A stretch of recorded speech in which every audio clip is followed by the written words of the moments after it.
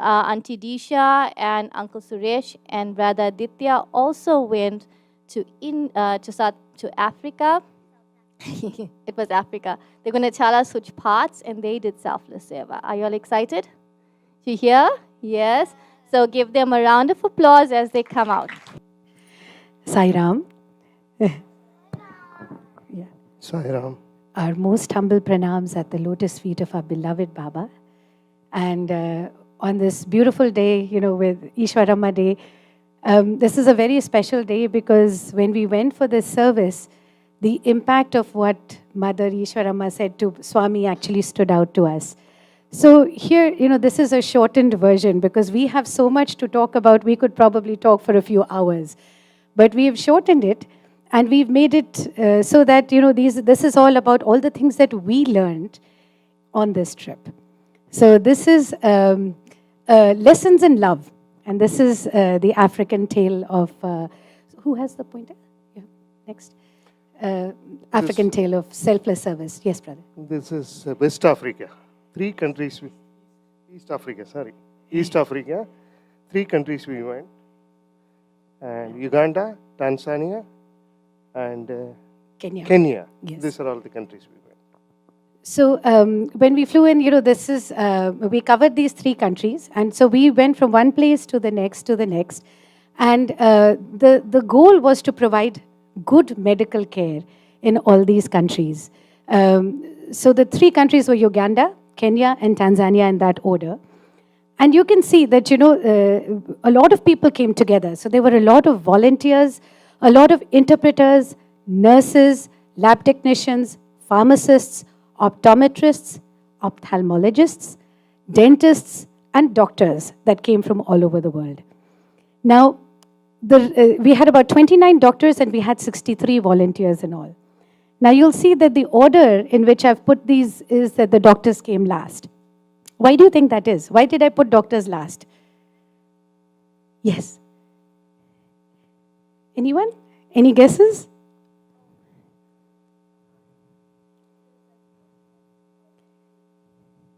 Well, yes, go ahead. The least amount of no, there was least amount of everything. The reason that I put the doctors last is because we could not have done anything without all those other people being there to help us. And so for us to do our work, all those people before us, all the volunteers and everybody else who helped in organizing the camp, the interpreters who made sure we understood what the patient was saying, the nurses who roomed everybody, the lab technicians who ran all the tests, the pharmacists who had a huge role because this was a treatment camp. So we went there, we actually gave medicines, they did surgeries, they pulled teeth, they gave eyeglasses. So everybody has, when we do a size service, there's nobody who's small and nobody who's big. So I always think about, medical camp doctors. No. Everybody had a huge role in it. Yeah, so this Seva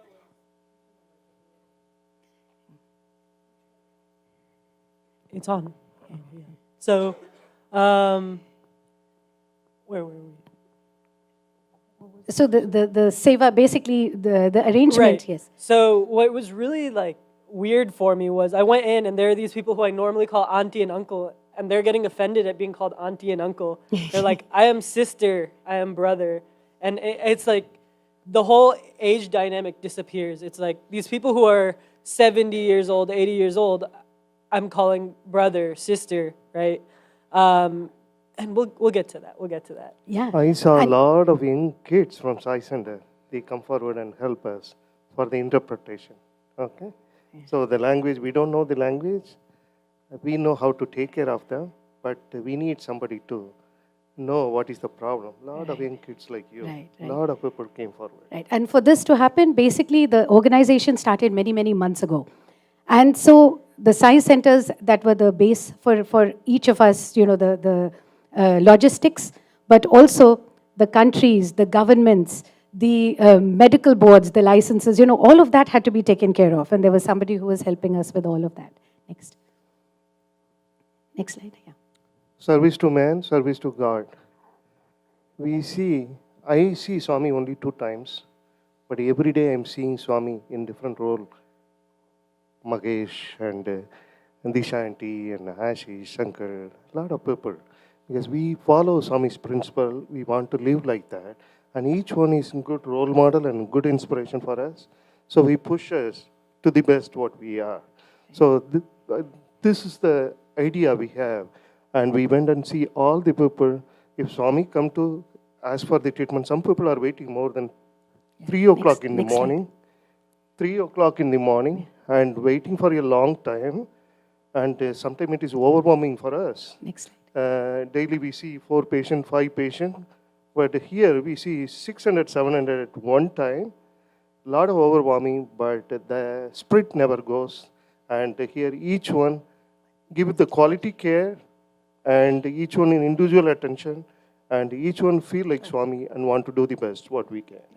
So if you go to the previous slide, when we reached the camp, this is how many people, 800 people were already waiting to be treated.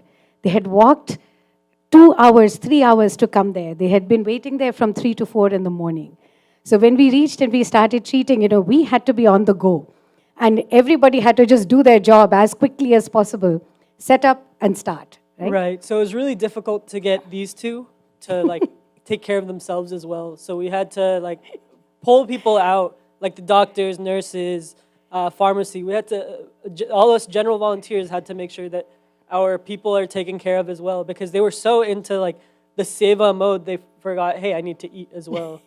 So I'm pretty sure altogether, this day, they spent less than 5 minutes on a break. About 10 minutes, 10 yes. minutes, fine. Include the bathroom break. So much of a difference. So we started, we started seeing patients at about 8:30. These guys reached at 8:30. We reached about 9:30, right? And then we saw patients all the way throughout the day till 8:30 in the evening. Right. So we were treating for a total of 12 hours and registering for 13, somewhere around there. Yes. This is the first day that we Uganda. were there. This is in Uganda. And this is actually a Sai school in Uganda. And so we're going to talk more about it later and see if we can actually help out the children there. This is a very, very, this is a community that needs a lot. So basically when we reached there, we did not know anybody, right? So I just knew Suresh uncle and I knew Aditya and then Rama Devi auntie who had come here. And Dallas. all the rest of the 63 people, the 60 people we made friends with. So. And these are all the group, the triage group, and each one coming from different part of the world.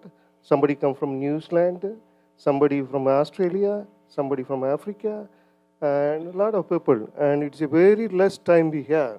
And we coordinate with each other, and we talk about how to coordinate, how to get along, and how to work, how to support, how to help each other. That is the task we have. With limited time, these are all the friends we are going to have lifelong friendship also, really.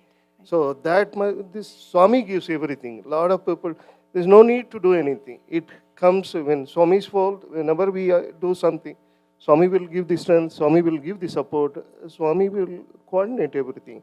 And each one doesn't want to go for like Aditya, each one of the people doesn't want to go for the food because the amount of people waiting outside, it is huge. And some of them, I pull them and you are going to eat right now. So and really you're going to walk around for 10 minutes or 5 minutes and come back and sit. Because after jet lag, 1 or 2 days, we go there and physically we are not fit sometime, but we need to have little rest. But the amount of spirit, amount of the spirit to serve the people, it never went down really. Right. And so one of the things that I think that helped to tie all of us together is the common goal. The other thing that we all felt, the first day that we went, we saw 1,200 patients. So we got a little bit overwhelmed, And the message that all of our doctors and everybody said was, just focus on the patient that's in front of you. Don't look right, don't look left, don't see how many are waiting outside. You just keep doing what you need to do. Serve them with as much love as you can. And make sure that you do the best that you can do. So that, I think, really helped us, especially on the first day when both of us were jet lagged because we had been traveling all night. We landed at 4:30 in the morning and then 6:30 we left for the camp. So it was a bit tight there, but we did that. Now, next slide. I want to talk a little bit about the things that we learned, right? So who knows what is self-control? Let me see who hasn't answered. Yes, go ahead. Regarding what? Regarding what? Controlling yourself for what? Taking care of yourself. All right. Let me see who has not answered. Anyone else for self-control? Yeah, go ahead.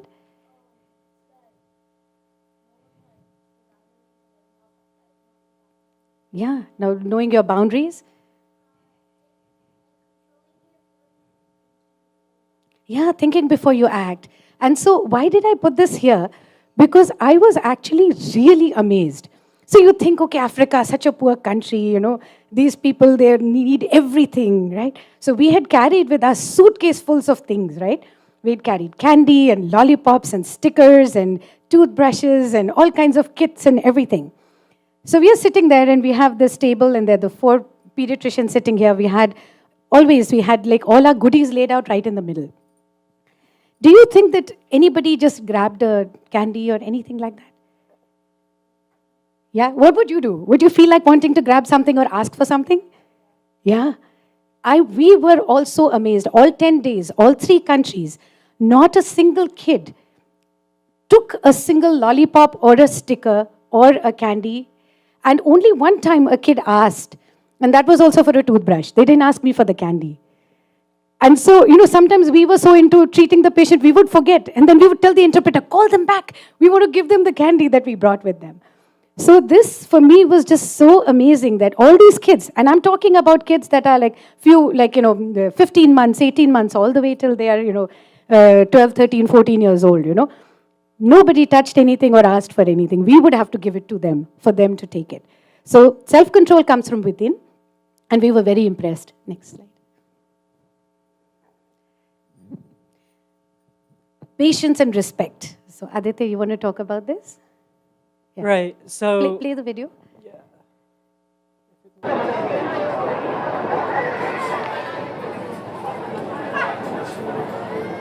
So that was the first day my mom and I were there. I was in charge of registration on that day. So every single one of the people here had a paper registration form that we were filling out. And so we went there with a mindset of first come, first serve, because that's how it works in the United States, right? Whoever came first gets treatment first. But the people here have a very different mindset. It's the elderly go in the front, the sick go in the front, the disabled go in the front. So while we were in this mindset of, hey, who came first? They were like, this person needs treatment first. So nobody questioned even once when, say, a blind person came to the front of the line. Nobody asked why they're at the front of the line, right? And there were 800, 1,200 people there, and not a single person complained other than for the benefit of someone else. It wasn't even a complaint. It was more of like this person needs help, right?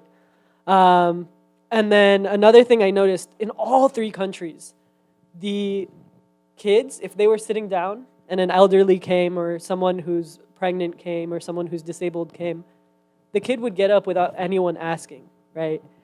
Nobody said a word, and they would just get up and offer their seat to the person who needed it more. Right. And so the ingrained respect that you would see there, that was just amazing for us to watch. This is a picture I took it. It impressed me because we came 5 o'clock in the morning and the camp starts 7 o'clock. So we have to, and I have a lot of medical supplies with me. I didn't have enough sleep, so I went there. Some of the, after 1 hour, 2 hours, talk to the patients, we get mentally tired, and sometime we get up. And when I come out, Aditya was staying there with this many people. In my mind, this young kid can handle this many people, and why not me? That is the thought process came to my mind. So we learn from each other, and we inspired from each other, and trying to push physically, really. That is the way it went. Even, these are all the temporary, even the body pain, everything will come and go temporary, but lifelong experience, what we get, lifelong bliss, what we get, lifelong meaningful way, what we did for the community, it stays throughout our life, really. Aditya, do you Right, want to so- mention the soft and loving speech in this one slide? I think you can. Okay. So basically, the other thing that really impressed me was 1,200 people, how much noise can we make? A lot, right? We have 100 kids outside, and how much noise we make, right? 1,200 people. Did you hear? Just barely a murmur, right? No yelling, no screaming, no shouting, nobody getting upset, nobody saying. In the middle of this camp, it also rained. And so everybody just quietly picked up whatever they had, came to the side, got into the tents. Nobody's like saying, what is this? How is this happening? The feeling of, that I have to complain was not there. And so, again, these are all our lessons. We went there to serve, but, we learned a lot of stuff too. Basically, we saw patients all day long, but these are the things that really stood out to us. So right here, we're already packing up the truck. And there were still patients coming in at this time. And these two did not leave their rooms. The entire time we were there, we were still packing up. Anywhere we could pack up, we packed up. But my mom and Suresh uncle were still there seeing patients, making sure everyone got seen. Everyone had time spent with them. At the end of it, we didn't have anyone who was still like, I need to be seen. Right. And along with this, let me put it this way. All the interpreters, because when we sit, along with us, the interpreter has to sit, right? And so the interpreters were sitting and helping us out. And then all the people, the Ugandan Sai families, there were only 6 Sai families there. They took care of us, and they were there with us, taking care and doing all of this. So when we say, we sat, no, not just us. The people who knew that they would not get any recognition out of it, they were sitting there. Oftentimes, we had to send the interpreters to go eat, please come and eat with us. We'd have to take them with us. Next slide. So, self-confidence and self-reliance. Who knows what is self-confidence? Yes. Yes, go ahead. Having confidence in yourself. Where does this confidence come from? Yes, go ahead. Mayak? From the heart.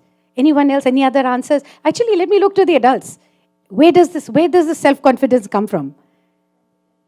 From within. From who from within? From the God within, yes. So, again, another thing that struck us is all these children who came. The first day in Uganda particularly, you want to mention the village? Taking care of the kids? Yeah. Oh. So they would all come in without their mother or their father. They just walk in with their piece of paper. And like, where's your parent? Because we need to tell them stuff. Right. So as a registration member, we were not allowed to register a kid by themselves, right? And so we would have to be asking the kid, where's your parent? Where's your parental unit? Mom, dad, grandma, grandfather, whoever is taking care of you. And they were like, oh, I need them with me?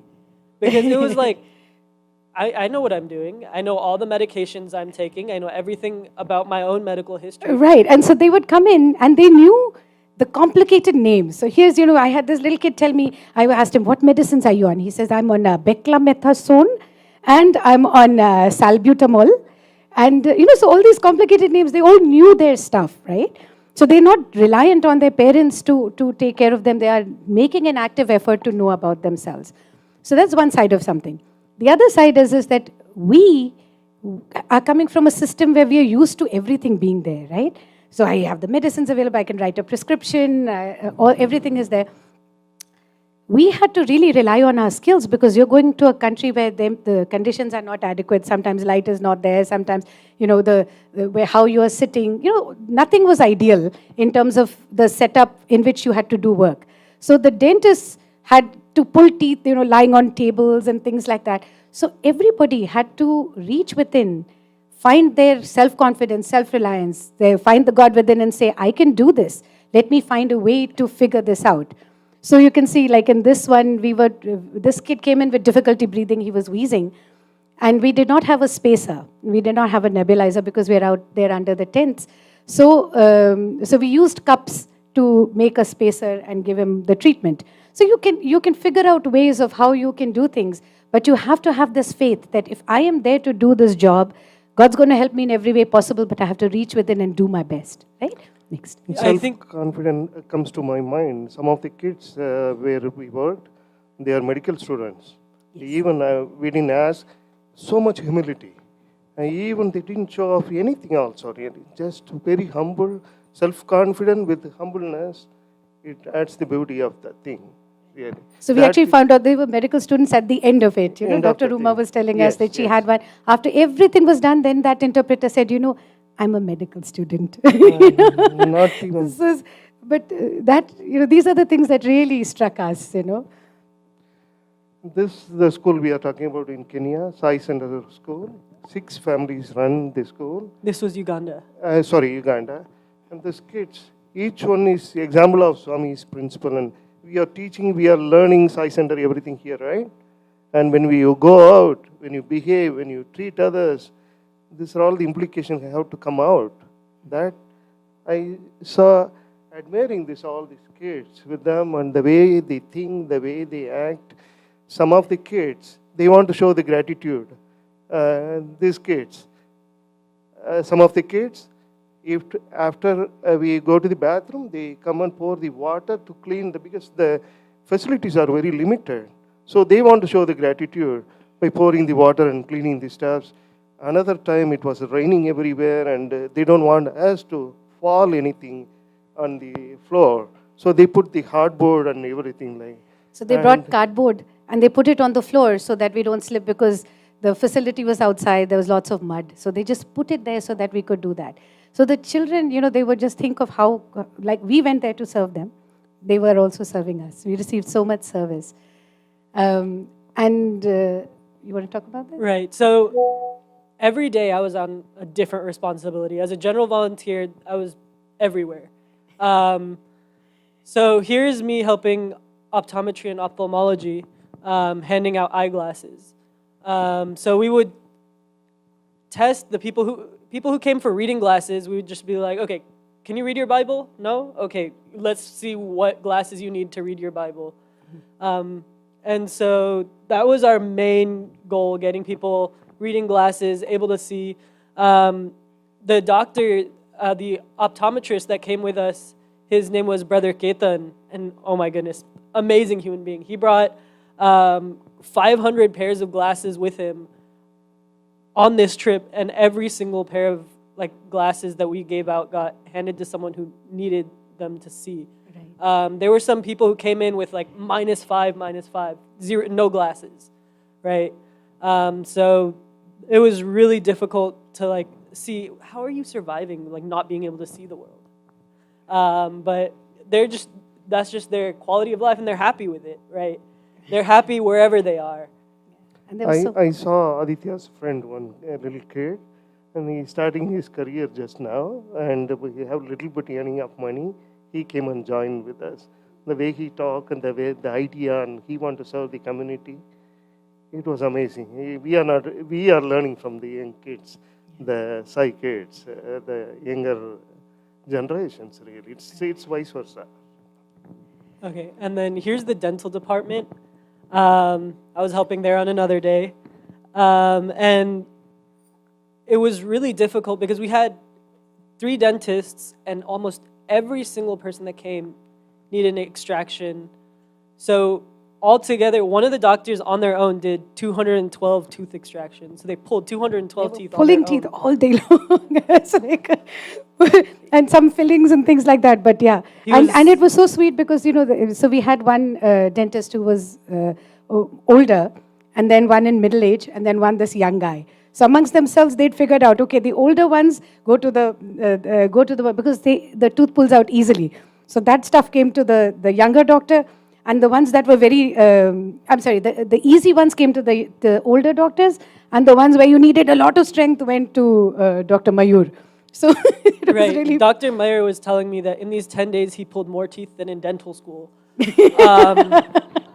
So that tells you how much we did there. The slide will go. There we go. Yeah. So we went to serve, but we received so much love and service ourselves that we came back, we almost felt we were on a total high. I think when we came back, we were vibrating at a different level. Number one, everybody had the same goal. Number two, the gratitude that we received was just incredible. So, we would take our 10-minute breaks, but when we would go out there, they would have this fresh fruit cut, they would have tea and coffee and everything. So those 10 minutes totally energized you up again. And then you're like, okay, let's go and see some more patients. So it was really fun. And these are, again, ladies, they were up there before us. They were there from 5 o'clock in the morning.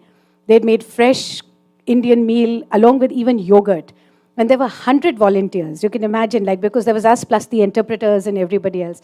It was just an amazing experience to see them, not thinking about themselves. They were there serving us as we were serving other people. So it's a cycle of giving,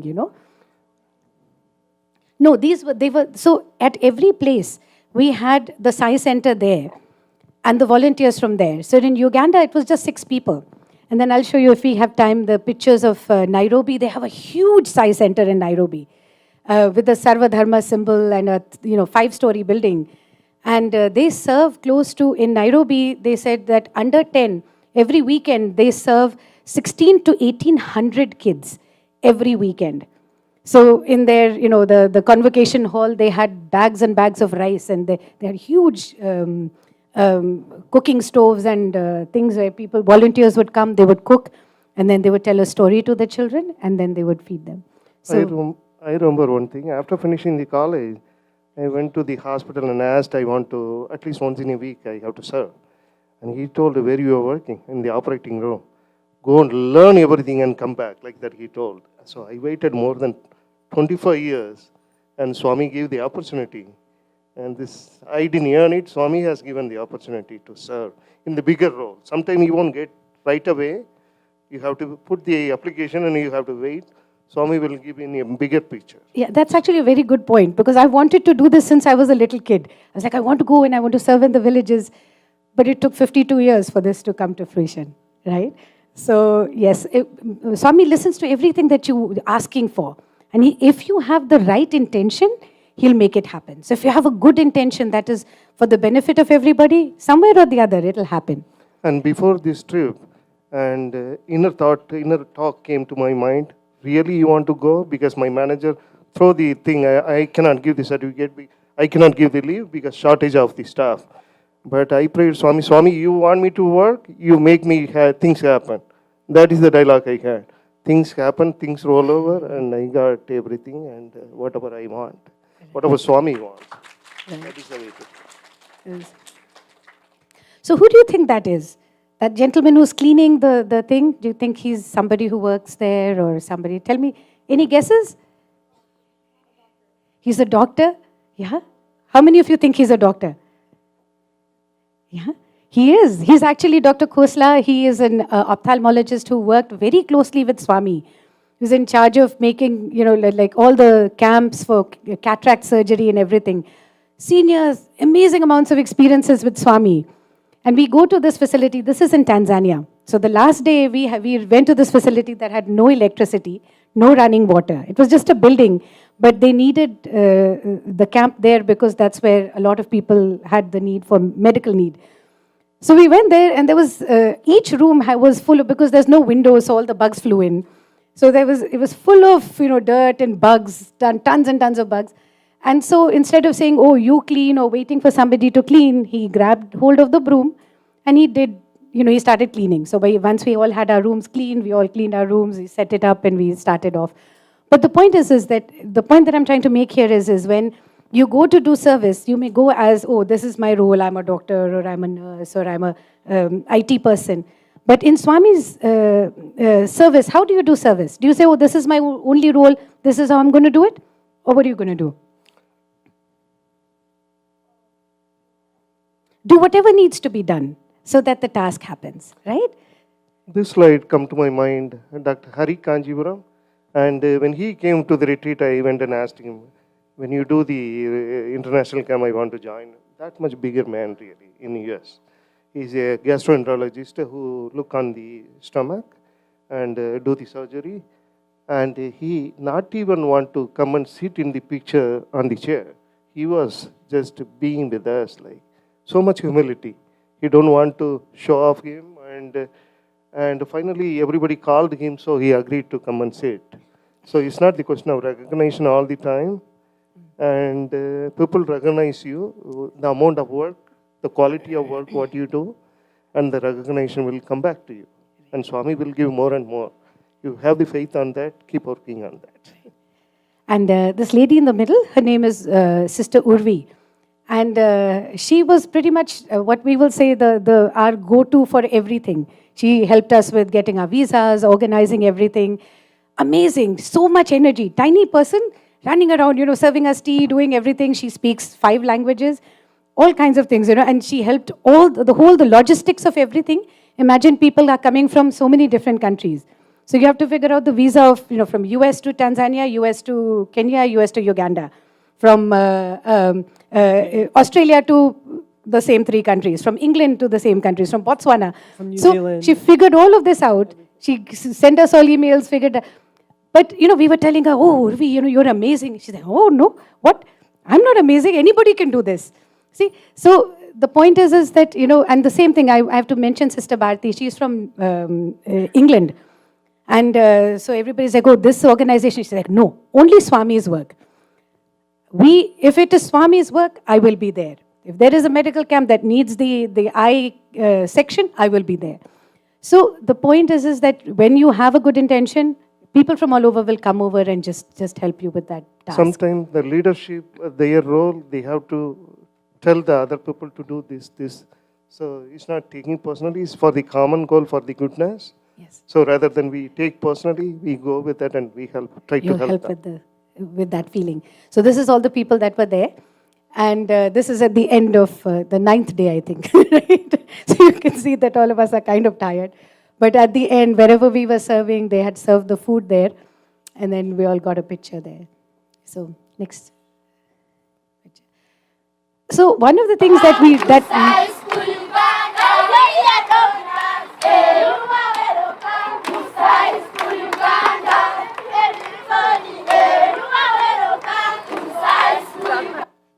Anybody know what they're saying? You heard Uganda. You are welcome to Sai School, Uganda. But it was such a good, it was amazing because you get down from the bus. There are all these kids, they took all whatever they could find to dress themselves up, and they had this amazing music, That set the tone for the day, We were all ready to see, because like, yes, Sai School, Uganda. Then we all were seeing patients all day long. But that's kind of the importance of music. What did you all do on the bus, Aditya? We sang bhajans. 2 hours, 3 hours, however long the journey is.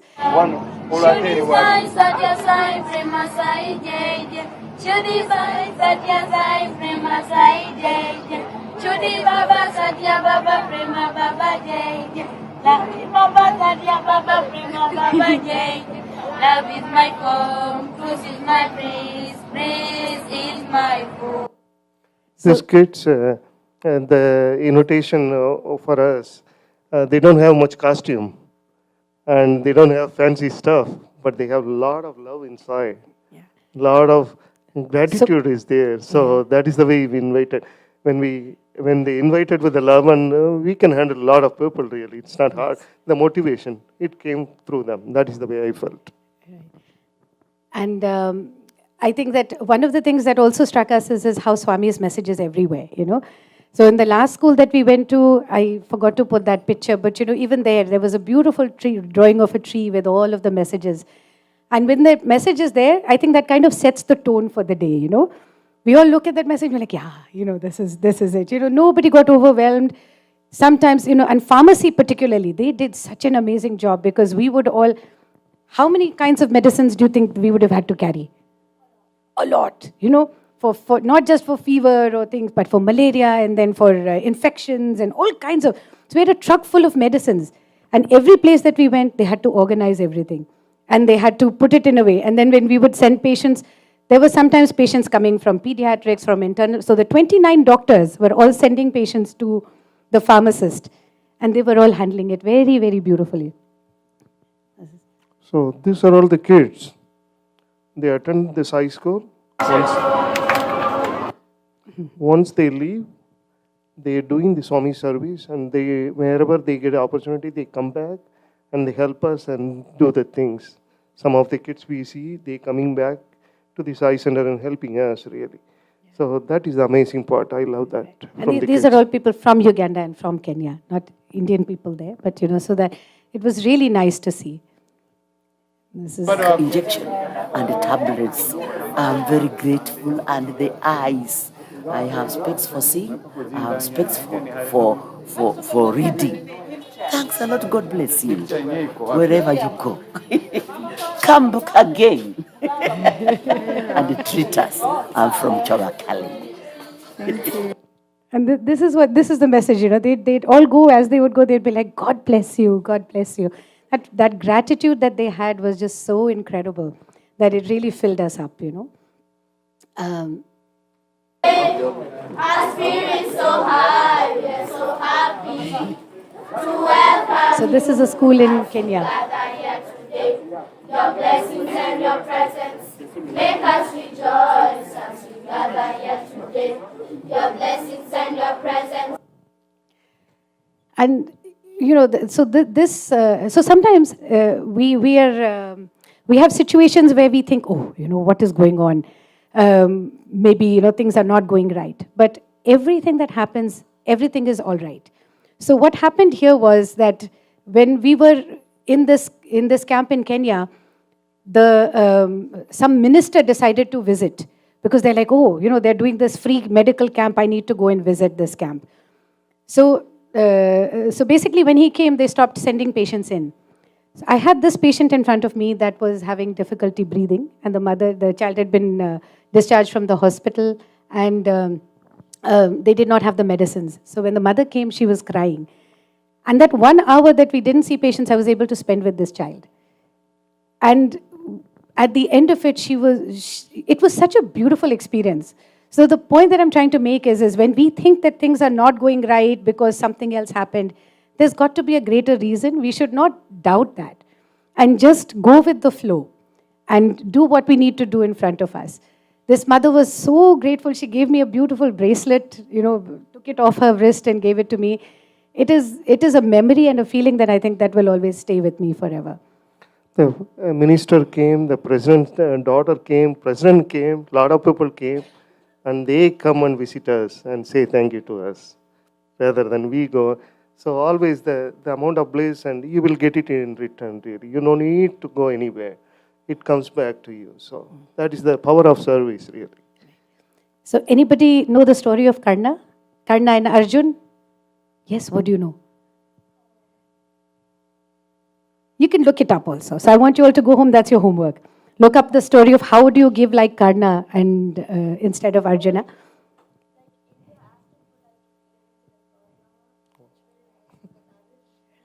He gave it to him, yes. But so basically, the other thing that happened was we went with limited supplies. So you think, okay, maybe I should save it from this country for the next country or the next country. But one of the messages that we all got is give. Give like Karna. You will have enough. Don't worry about it because God is the provider, right? So, and literally by the end of it, we had enough stickers, enough lollipops, enough medicines, enough of whatever we needed to. So when you are giving, don't do any calculations in the middle of it. Next. So this is one of my friends that I made there. And this is her just giving all the snacks we had, right? So On the first day. on the very first day, right? Every snack she could find, she was giving to the kids. Because, so her whole thing was, I don't see why we are stopping things, keeping things for ourselves when we can give it. So the entire time we were there, she was giving things. This girl is such a talented girl, very humble, and she represents who she is. So she's danced in front of the big gathering, sing good. So whenever you go outside, you see outside communities, feel proud about you, who you are, and don't hesitate to sing or don't hesitate to do anything. Whatever your talents are. Whatever talent, you show it outside. That cheer up other people who are working very hard. Another thing, it's the boost of medicine for them. That is a kind of service, really. So how do you think we started our day? With the prayer, yes. The coffee and all was there, but definitely the prayer, because again, that sets the note for the day, right? So start your day with love. You focus on what task needs to be done and go from there.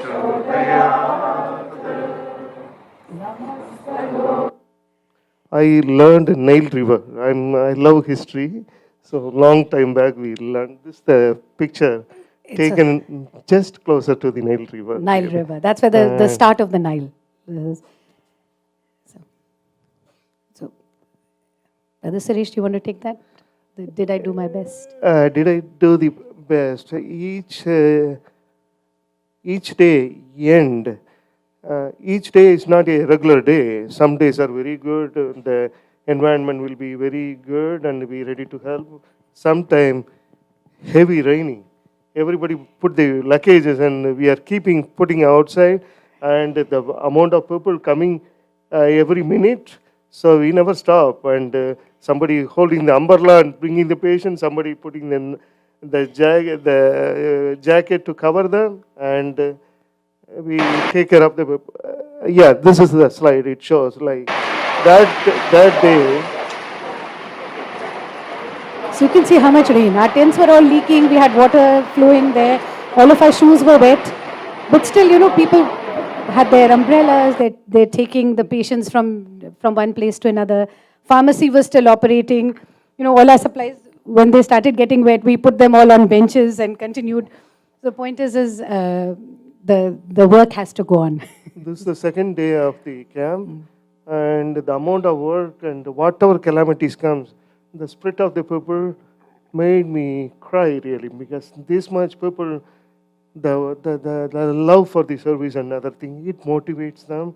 And the end of the day, I ask myself, when these people are all doing this much, whether I do the best and what way I can do it, because we are with the jet lag, sometimes we go for a coffee and this thing, but it motivates us. What the way I can do the best? So that is the question come to my mind. On that note, this is Dr. Ketan in the middle. He's an optometrist, and he was like, I don't know how, he was struggling with you know how in optometry they're like 1 or 2 or 1 or 2, right? So he made his goal to learn the numbers, right? So he learned the numbers up to 6. So he learned moja, mbili, all the like tano, ne, tatu, whatever, and then like sita. And that's in Swahili. So he learned how to speak a little bit of Swahili, so his job could be done. And I think all of us did, the un toto, and all of us, we learned a few Swahili words. So always have fun with it, Wherever you go, have fun. Make sure that you learn something new, you learn some new words, you learn about the culture, right? Yeah, next slide. So this is all the preparation beforehand. That they went up there, they put up all the signs and everything. That's and next slide. Next. So you can see that we were all, so these are all the young adults, right? So right now you feel like you're too young, but as you get older, you have more decisions to make. So many young people, they came together. One is a nurse, one is a dentist, and all of these people, they came. They're like, okay, if there is something to be done, and they all had a lot of fun also, right? What do you say, Aditya? Yeah. So the youngest person there was 18 years old. She turned 19 on our trip. And that's how she spent her birthday in service. Yeah. And then majority of these people are general volunteers, right? There were three doctors in this group of 3 doctors, 2 nurses. 3 doctors, 2 nurses in this One group of doctor young adults. in training. Yeah. Next slide. A lot of love from these kids, a lot of learning from these kids. Yeah. So this is sorry. I think we're running short. So this is pulling teeth. So they're just like literally on the thing. And a lot of them were like, no, don't give me anesthesia, just pull it out. So you can imagine. And we did not hear any shouting or screaming. The dental tent was next to us. And there was no shouting, no screaming, nothing. They were just pulling teeth, and they were just like quietly like, okay, just pull it out. So, this is a pharmacy team. Every day we have to pack and arrange it and unload it. So this is not done by one person really. So whether this is their role or our role doesn't matter. So everybody come forward end of the day and help each other and start packing stuff. And we know how to be harmony to work together, really. So I think we all learned a lot of new things. This is the Science Center, the Bhajan Hall in Nairobi. It was so beautiful. I have to tell you, the vibrations in that room were just amazing. This is where they serve the 1,600 kids, 16 to 1,800 kids every weekend. And this is the Sarva Dharma Stupa there. Go back 1 minute. And on the side, there is also a Sai clinic that they run with free medical or minimal charge health care. So whatever supplies we had left, then we left it there. This is a big temple, Swami's temple. Whenever we went inside, the mind, everything calmed down, and people started singing, and we feel Swami's vibration there. And really certain nice. place, you don't need to do anything. It comes down, and you feel Swami's presence everywhere, really. So that is the beautiful moment. Really. All the kids started singing, and it's the blissful moment. Really. This is just a picture of how we would move from one place to another. Everybody had to bring their suitcases down, you load everything up, and then the truck takes it, and then we would just go in these 3 buses. So each bus had 21 people, and everybody in all the buses would keep singing. Yes. Yes, dear. I didn't drive. No. I can't even dream of driving there. The traffic is very different in the cities. Yeah, so there's some more pictures there. There's a picture of the governor, like Brother Suresh was saying. You know, when you're doing service, we don't think of any recognition, but automatically, you know, like all these famous people started just coming and seeing the work that was done. I particularly I took this picture and want to put it. Even the pediatrician, Dr. Disha, took multiple roles, photographer and whatnot. And That's not a surprise, right? It's not the question of it's the question of the willingness and the roles he's taking and leading us. And what a grateful leader we have. And these are all the leaders. Next slide. You. Saira.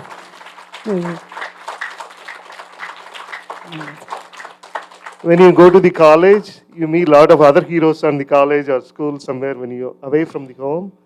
But real heroes, you go ahead and think 10 years before, these are Uncle Silas, me, and these are all the people who should be a real hero on your head.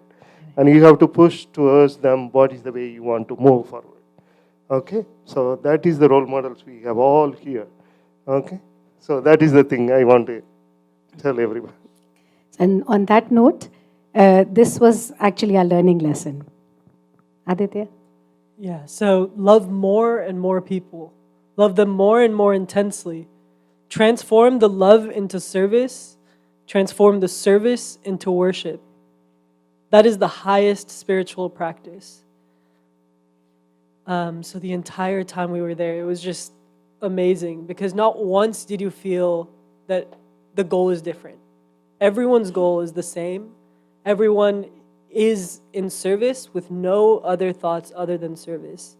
And it was just an amazing feeling that is literally still with me right now. Next slide. And we would especially like to thank all of you who sent your prayers and your love and your contributions, because without all of that, all the medicines that were brought, all the supplies that were done would not have been possible. So thank you. Thank you so much. When you do the service, one person from the family, the other person works silently on the back, Yes. the spouses, and the kids, they miss the families. And when we have struggled, Samita came forward to help something for so these are all the family work together. It's not credit, not goes to one person. So entire family helping and supporting really. So I thank all my families, and Swami give the opportunity after this many years. And we love to continue to do whatever Swami wants to do. So These are all the team. We have 50, how many people? 69. 69.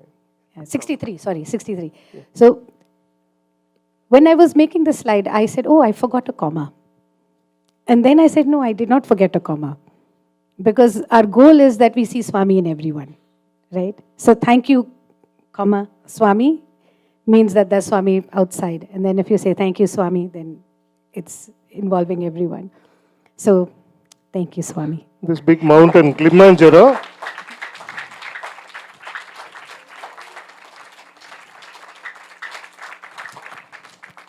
This is a big mountain, Kilimanjaro. That is a mountain underneath. We are here.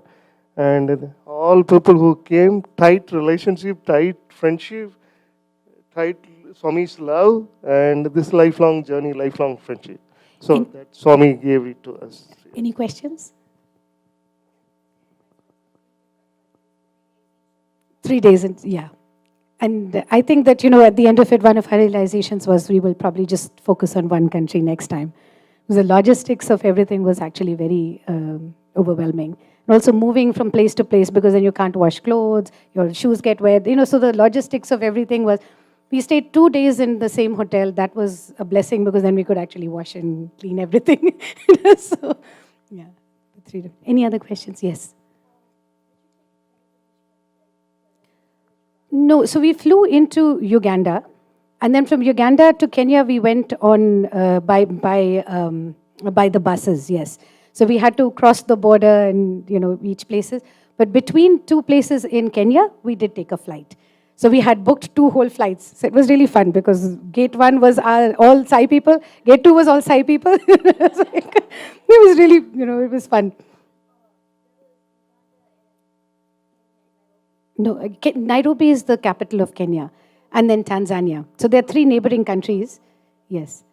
And we have some people, some seniors from our center that actually were born there, and they had, so we have a lot of people that have a history back there as well. Kenya, Uganda, and Tanzania. Any other questions? Yes. Sure. Absolutely. There were a lot of seniors. Like I said, Dr. Khosla had, there were a lot of people that were actually in their 60s and 70s. And a lot of cardiologists' wife became a volunteer, really. So the willingness is there always. And the energy, so everybody was up and going. We'd wake up at 4 o'clock in the morning, get ready, get on the bus and travel. So it's very grueling, but it was worth it. Any other questions? Yes.